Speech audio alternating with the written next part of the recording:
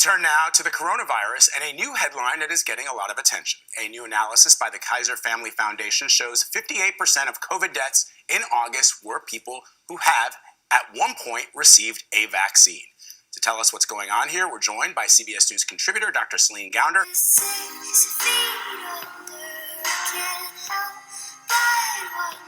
Gounder, who is also editor-at-large for Public Health at Kaiser Health News. Doctor, good morning. Good to see you. Good to see you. So let's go through this headline. Only 13% of Americans age 18 and older have gotten an updated booster. So will the boosters protect against the current variants of the COVID-19 infection that is going around now? And if someone gets that booster, more importantly, will they be protected in time for year-end gatherings?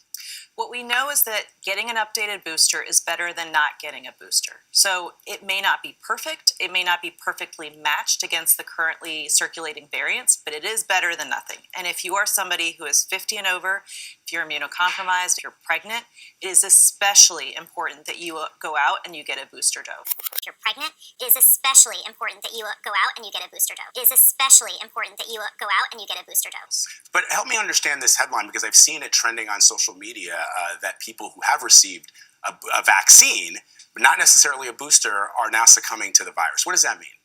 This is something we've been trying to message since the beginning of vaccine rollout, that eventually when enough of the population is vaccinated, this is to be expected because so many people are vaccinated. You're going to have some breakthroughs, some hospitalizations and deaths in that group. But I think the clear message to give people is currently today, if you have been vaccinated and you've gotten your updated booster, you are 15 times less likely to die than somebody who is not vaccinated.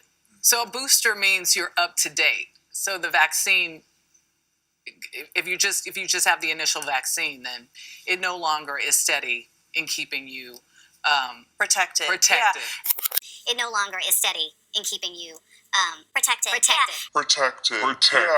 And especially, again, if you're over 50, if you're immunocompromised, if you're pregnant, your immune system just doesn't respond as well to the vaccine. And so especially for those groups, because you're at higher risk for progression to severe disease, you really need to go out and get that booster as soon as possible. You really need to go out and get that booster as soon as possible. And it does take about 2 weeks for that booster to really kick in. So take that into account as well. And it's a reminder, too, that we could all use these reminders of basic things we've learned during the pandemic that folks just aren't really up to speed on. What about those? There's some folks watching right now who have COVID. They may want to see relatives tomorrow or next week or at some point. What's the advice for recovery time? And is there really anything you can do to speed that up before you can see people? Well, there are medications, and I think this is something that people are forgetting. There are medications, an oral pill that you can be taking for COVID. It's been a little challenging, I think, for some people to access that. Part of that is doctors, unfortunately, don't understand it's not how sick you are now. That's not what determines whether you should get treated with Paxlovid in particular, but rather, are you at increased risk for progression to severe disease? So again, people over 50, people who are immunocompromised, people who have underlying medical conditions. Those are the people, if you have COVID, you should get started on treatment right away. And one avenue that's opened up that will make it much easier to get this is CVS now has their pharmacists prescribing Paxlovid. So you can go online to CVS, to their website, follow the instructions, and you can get Paxlovid that way. Wow. Good to know. All right. Dr. Celine Gounder, great to see you. Happy day after Thanksgiving as well.